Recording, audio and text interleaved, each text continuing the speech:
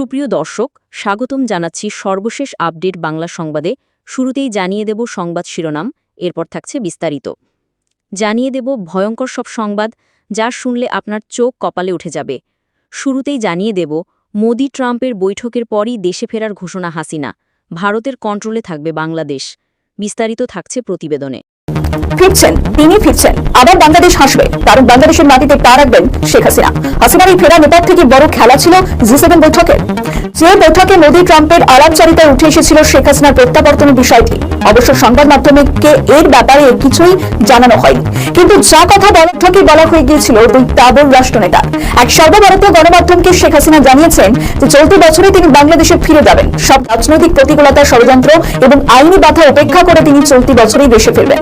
শেখ হাসিনার ভাষায় দেশে ফেরা তার ব্যক্তিগত কোনো ইচ্ছা নয়, বরং এটি বাংলাদেশের মানুষের মৌলিক অধিকার, আইনি শাসন এবং মুক্তিযুদ্ধের চেতনা পুনঃপ্রতিষ্ঠার সংগ্রামের অংশ। তিনি বলেন, ক্ষমতার জন্য নয়, বঙ্গবন্ধু শেখ মুজিবুর রহমানের স্বপ্নের সোনার বাংলা গড়ার লক্ষ্যেই রাজনীতি করেন। মৃত্যুকে ভয় পান না বলেও মন্তব্য করেন তিনি। 1975 সালের হত্যাকাণ্ড এবং 21শে অগস্টের গ্রেনেড হামলার মতো কঠিন সময় পার করার কথা উঠলে শেখ হাসিনা বলেন, আগেও জনগণের পাশে ছিলেন, এবারও সব বাধা অতিক্রম করে দেশে ফিরবেন। বর্তমান রাজনৈতিক পরিস্থিতি নিয়ে তিনি দাবি করেছেন, আওয়ামী লীগ শুধু একটি রাজনৈতিক নয়, বরং দেশের ইতিহাস এবং মানুষের সঙ্গে গভীরভাবে যুক্ত একটি সংগঠন। অতীতের মতো এবারও দলটি জনগণের শক্তিতেই ঘুরে দাঁড়াবে বলে হাসিনার বিশ্বাস। দলের উপর নিষেধ এবং বিভিন্ন মামলার প্রসঙ্গ টেনে তিনি বলেন, আওয়ামী লীগের রাজনৈতিক ভবিষ্যৎ কোনো সরকারের দয়ার উপর নির্ভর করে না। তার দাবি, দেশের বিভিন্ন স্থানে সাধারণ মানুষ স্বতঃস্ফূর্তভাবে দল সমর্থনে কর্মসূচি পালন করছে।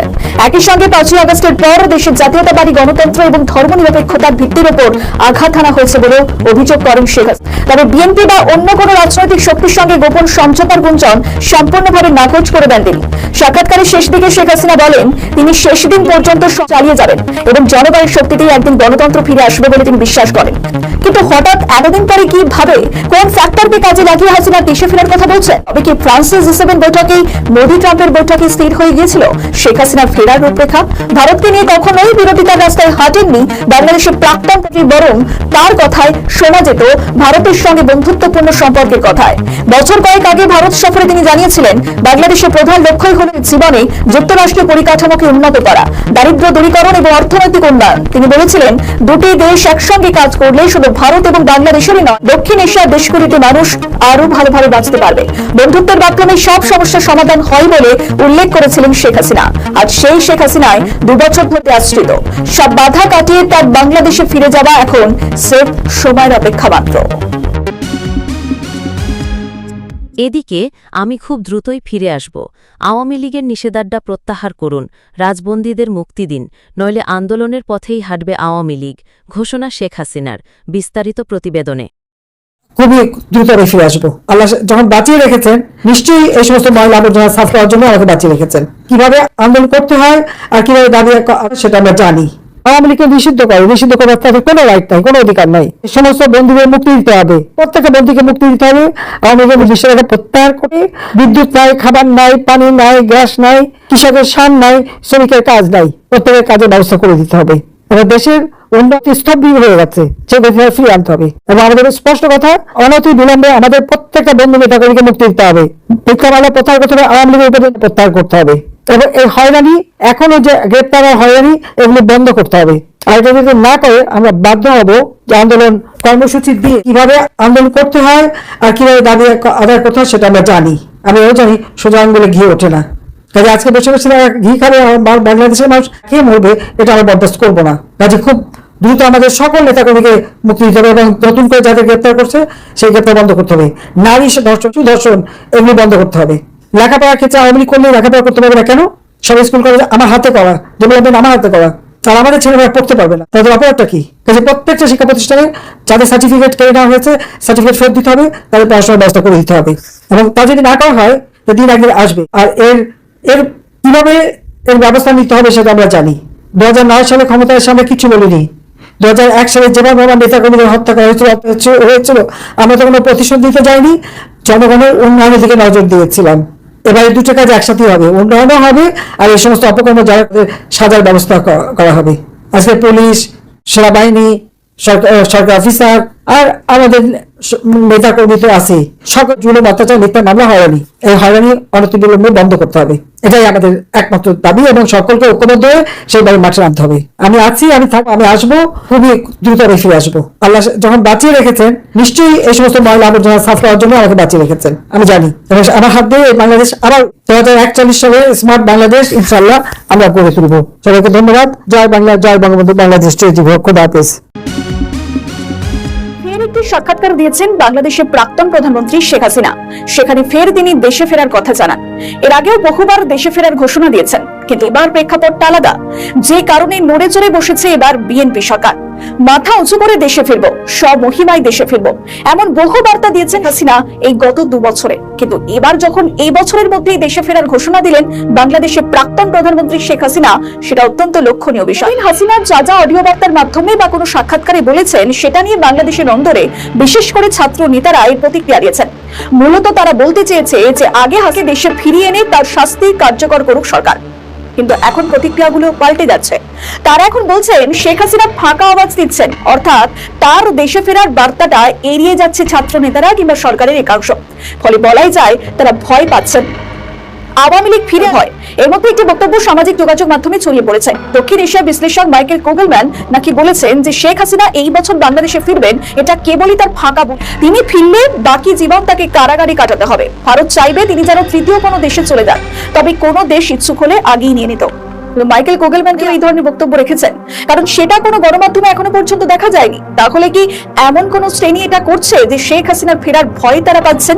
কারণ এই মাইকেল কোগেলম্যানের বক্তব্য বলে সেগুলি কি তারা প্রচার করছে? কারণ মাইকেল কোগেলম্যানের বিশ্লেষক আন্তর্জাতিক ক্ষেত্রে একটা বড় প্রাধান্য পায়, যাতে মানুষও এটা বিশ্বাস করে যে শেখ হাসিনার ফেরার বক্তব্য একেবারেই ভুয়ো। বাংলাদেশের প্রাক্তন প্রধানমন্ত্রী শেখ হাসিনা একটি পত্রিকাতে নিজের ফেরার কথা ঘোষণা করেছেন। তিনি বলেন, প্রতিটা বাধা এবং ষড়যন্ত্রকে করে আমি এই বছরই আমার দেশে ফিরব। এদিকে তার বিরুদ্ধে আন্তর্জাতিক অপরাধ ট্রাইব্যুনালে মৃত্যুদণ্ডের সাজা রয়েছে, পাশাপাশি 600-এরও বেশি মামলা রয়েছে তার বিরুদ্ধে। তবে অত্যন্ত কঠিন সময় শেখ হাসিনার বক্তব্য এবং রাজনীতিতে ফেরার কথার সঙ্গে অনেকে আমেরিকান জেনারেল ডগলাস ম্যাক আর্থারের সঙ্গে তুলনা করছেন।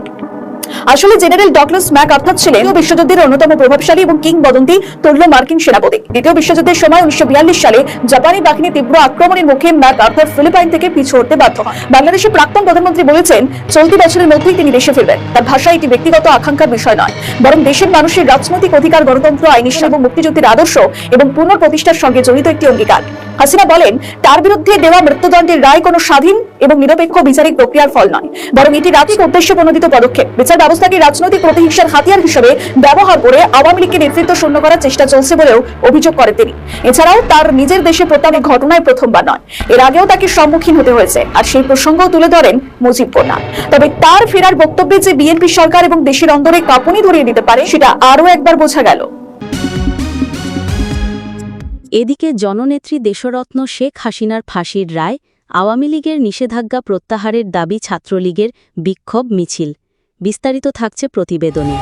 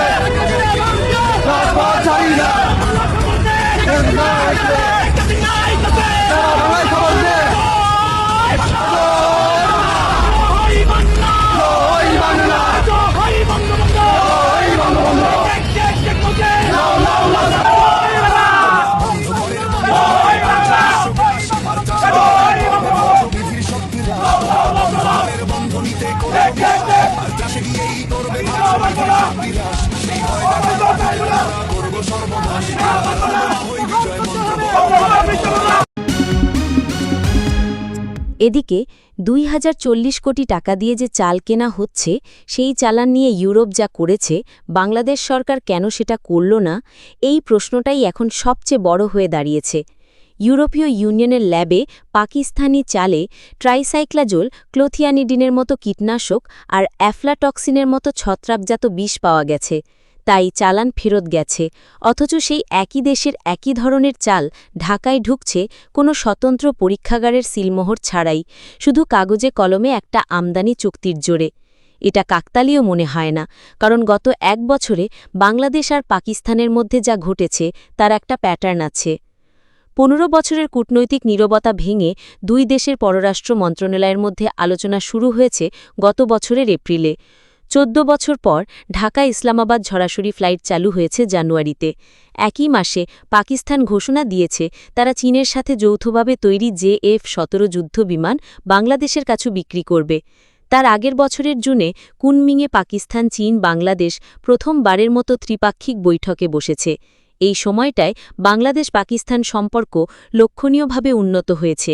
দুই দেশের মধ্যে সিনিয়র রাজনৈতিক আর সামরিক পর্যায়ের সফর বিনিময় হয়েছে। এটা একটা সুস্পষ্ট কূটনৈতিক পুনর্মিলনের অংশ।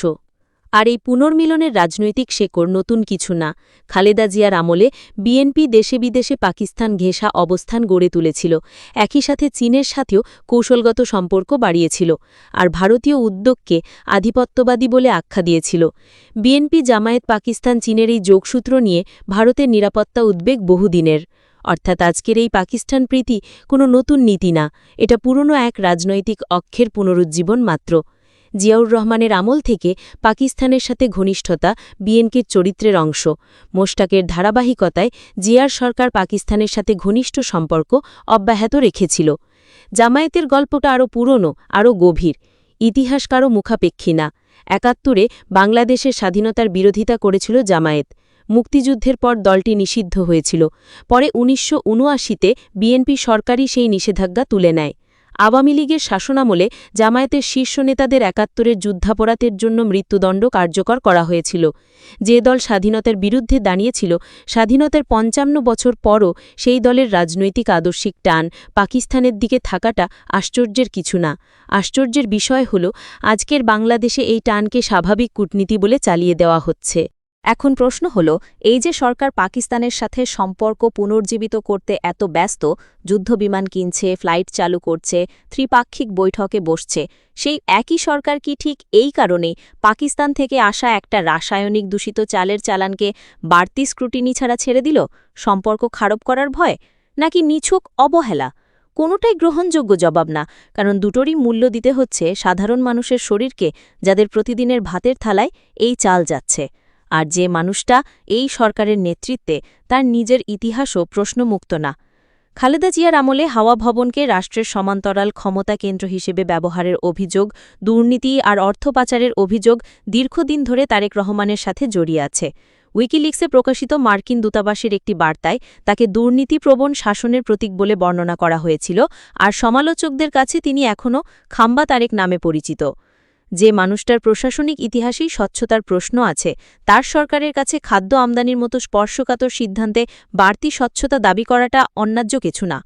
দলীয় পর্যায়েও ছবিটা খুব একটা ভিন্ন না। বিএনপির অঙ্গ সংগঠনগুলোর বিরুদ্ধে বারবার চাঁদাবাজি আর সহিংসতার অভিযোগ উঠেছে, এমনকি ছাত্র যুব সংগঠনের সাথে সংশ্লিষ্ট একটি প্রকাশ্য দিবালোকে হত্যাকাণ্ডও ঘটেছে সম্প্রতি, যা জনমনে দলটির প্রতি অসন্তোষ আরও গভীর করেছে। যে দল নিজের মাঠ পর্যায়ে জবাবদিহিতা নিশ্চিত করতে ব্যর্থ, সেই দলের কাছে জাতীয় পর্যায়ে খাদ্য নিরাপত্তার প্রশ্নে জবাবদিহিতা আশা করাটা আশাবাদী থেকে যায়। সরকার হয়তো বলবে বাজার স্থিতিশীল রাখতে সস্তায় চাল দরকার ছিল। কথাটা পুরোপুরি মিথ্যা না, কিন্তু অজুহাত হিসেবে দুর্বল। সস্তা চাল আর নিরাপদ চাল এক জিনিস না। আর যে সরকার একদিকে পাকিস্তানের সাথে যুদ্ধবিমান কেনাবেচার মতো বড় অঙ্কের কৌশলগত চুক্তি করতে পারে, সেই সরকারের পক্ষে ৫০,০০০ টন চালের একটা স্বাধীন রাসায়নিক পরীক্ষা করানো কোনো বড় ব্যাপার হওয়ার কথা না। এটা সামর্থ্যের প্রশ্ন না, অগ্রাধিকারের প্রশ্ন। শেষ পর্যন্ত এই পুরো ঘটনাটা একটা জিনিস স্পষ্ট করে দেয়, ক্ষমতার চেয়ার বদলেছে, কিন্তু রাষ্ট্র পরিচালনার ধরনটা বদলায়নি। যে জোট একসময় পাকিস্তানের সাথে রাজনৈতিক আদর্শিক সখ্যতার জন্য সমালোচিত হয়েছিল, আজ সেই একই সখ্যতার বাস্তব মূল্য গুনতে হচ্ছে দেশের সাধারণ ভোক্তাকে। বাংলাদেশের প্রধানমন্ত্রী তারেক রহমান তার সুরক্ষায় নিয়োজিত অধিকারিকদের বলেছেন, খেয়াল রাখবেন নিরাপত্তার কারণে আমি যেন জনগণের থেকে বিচ্ছিন্ন হয়ে না পড়ি। তারেক রহমানের কথায় প্রধানমন্ত্রী ও জনগণের মধ্যে নিরবচ্ছিন্ন যোগাযোগ থাকা প্রয়োজন। প্রধানমন্ত্রীর জনগণ থেকে দূরে থাকা কখনও কাঙ্ক্ষিত নয়। এই বিষয়টিকে বিবেচনায় রেখেই নিরাপত্তা ব্যবস্থা করতে হবে বলে আধিকারিকদের পরামর্শ দেন তারেক রহমান। রবিবার ঢাকায় প্রেসিডেন্ট গার্ড রেজিমেন্টের বার্ষিক সভায় প্রধানমন্ত্রী তারেক রহমান ছিলেন প্রধান অতিথি। বাংলাদেশের প্রথম রাষ্ট্রপতি শেখ মুজিবুর রহমানের জামানায় ১৯৭৫ সালের জুলাই মাসে প্রেসিডেন্ট গার্ড রেজিমেন্ট গঠন করা হয়েছিল। সেনাবাহিনীর ২৪ জওয়ান ও অফিসারদের নিয়ে গঠিত হয়েছিল এই বাহিনী। দুর্ভাগ্যজনকভাবে পরের মাসে ১৫ আগস্ট একদল বিক্ষুব্ধ সেনা অফিসারের অভিযানে নিজের বাড়িতে সপরিবারে নিহত হন শেখ মুজিবুর রহমান। পরবর্তীকালে রাষ্ট্রপতির পাশাপাশি প্রধানমন্ত্রীকেও নিরাপত্তা দিয়ে থাকে পিজিআর তথা প্রেসিডেন্ট গার্ড রেজিমেন্ট। তারেক রহমানের আগে বাংলাদেশের প্রধানমন্ত্রীর বিশেষ নিরাপত্তায় নিয়োজিত এসএসএফ বা স্পেশাল সিকিউরিটি ফোর্সের অনুষ্ঠানেও বলেছিলেন তার নিরাপত্তা নিয়ে যেন এমন কোনো পদক্ষেপ না করা হয় যাতে জনসাধারণের সঙ্গে তার দূরত্ব তৈরি হয়। বাংলাদেশের অভিজ্ঞ মহলের অনেকে মনে করছেন সাবেক প্রধানমন্ত্রী শেখ হাসিনার অভিজ্ঞতা থেকে তারেক রহমান শিক্ষা নিয়েছেন। গণ অভ্যুত্থানের পর বাংলাদেশের আওয়ামী লীগেরও বহু নেতাকর্মী অনুযোগ করেন করোনা মহামারীর সময় থেকে শেখ হাসিনাকে তার নিরাপত্তা বাহিনী এমনভাবে ঘিরে রাখত যে সাধারণ নাগরিক কর্মী সমর্থক তো দূরের কথা, পদস্থ নেতারাও চট করে প্রধানমন্ত্রীর কাছে পৌঁছতে পারতেন না। তাদের ক্ষেত্রে বড় বাধা হয়েছিল নিরাপত্তা বিধি। আওয়ামী লীগের অনেকেই মনে করেন প্রধানমন্ত্রী সুরক্ষার নামে নিরাপত্তার কড়াকড়ি ছিল একটি অপকৌশল। শেখ হাসিনাকে জনসাধারণ এবং তার পার্টির লোকজনের থেকে বিচ্ছিন্ন করার লক্ষ্যেই নিরাপত্তার ক্ষেত্রে নানান ধরনের বিধিনিষেধ আরোপ করা হয়। মনে করা হচ্ছে তারেক রহমান এই ব্যাপারে প্রথম থেকেই সতর্ক অবস্থা নিয়েছেন। এর পিছনে আরও একটি কারণ হল তিনি দীর্ঘ ১৭ বছর রাজনৈতিক নির্বাসনে লন্ডনে ছিলেন।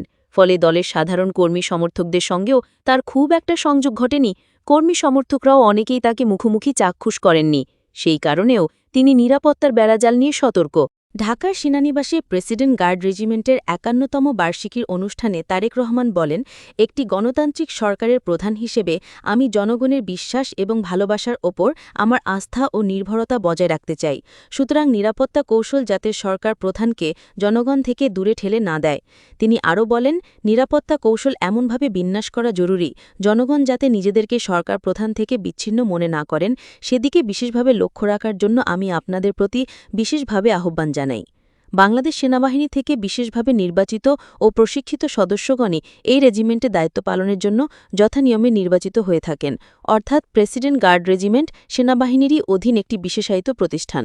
সুতরাং পেশাদারত্ব, আনুগত্য এবং শৃঙ্খলার সমন্বয়ে পিজিআর সদস্যগণ নিজেদের উপর অর্পিত দায়িত্ব যথারীতি পালন করবেন, এটি বিধিবদ্ধ নিয়ম। আপনাদের কার্যক্রমের মাধ্যমে পিজিআরের দক্ষতা এবং একনিষ্ঠতা ফুটে উঠবে, এটি আমার প্রত্যাশা। তারেক রহমান বলেন, আমি এর আগে এসএসএফের প্রতিষ্ঠা বার্ষিকীর অনুষ্ঠানেও একটি উপলব্ধির কথা শেয়ার করেছিলাম। যেহেতু আপনারাও রাষ্ট্র এবং সরকার প্রধানের নিরাপত্তায় নিয়োজিত, সেহেতু আপনাদের জন্যও কথাটি প্রযোজ্য বলে আমি মনে করি। সেটি হল, একটি গণতান্ত্রিক সরকারের প্রধান হিসেবে রাজধানী ঢাকা ও ঢাকার বাইরে দেশের প্রত্যন্ত অঞ্চলে প্রায়ই জনসভা এবং বিভিন্ন রাষ্ট্রীয় কর্মসূচিতে অংশ নিতে হয়। স্বাভাবিকভাবে সব অনুষ্ঠানে আপনাদেরকেও দায়িত্ব পালন করতে হয়। এই ধরনের অনুষ্ঠানে ব্যাপক জনসমাগমের মধ্যে নিরাপত্তা নিশ্চিত করা অবশ্যই কিছুটা জটিলতাপূর্ণ। ১৯৮১ সালে তারেক রহমানের পিতা জিয়াউর রহমান চট্টগ্রামের সার্কিট হাউসে বিক্ষুব্ধ সেনা সদস্যদের হাতে নিহত হয়েছিলেন। সেই হামলায় প্রেসিডেন্টের নিরাপত্তার দায়িত্বে নিয়োজিত প্রেসিডেন্ট গার্ড রেজিমেন্টের কয়েকজন জওয়ান নিহত হন। নিহতদের পরিবার রবিবারের অনুষ্ঠানে উপস্থিত ছিলেন। প্রধানমন্ত্রী তারেক রহমান তাদের সঙ্গে মিলিত হয়ে সমবেদনা জানান।